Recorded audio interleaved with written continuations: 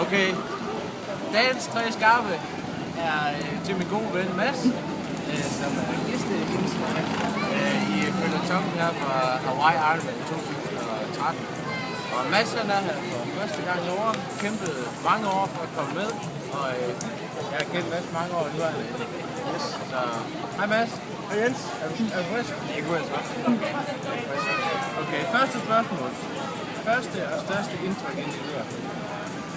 Det har jo været alle de proffe mennesker, som man ser herovre, og man har jo set tonsvis af gange på YouTube alle de forskellige veje og sådan over. Det er jo ligesom der, hvor man kan sige, nej, der har han løbet, og det synes jeg, det var vildt fedt. Og det er selvfølgelig også alle de trimmede atleter derovre.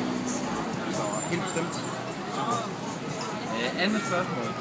Du har familien med over. Det har jeg. Hvordan kombinerer man det? Hvordan får de tiden til at gå med de her træning? Altså, en god ting det er at vælge et sted, hvor der er en god pool, og måske lidt væk fra byen, hvor der ikke er alt det her kæmpe Ironman-race hele tiden omkring ørerne, hvor man kan ligesom være sig selv og slappe af. Og så en god idé det er at tage sin mor med. Det er også rigtig, rigtig godt, som en slags anden. Det nyder vi rigtig meget af. Så tak for det. Tak mor.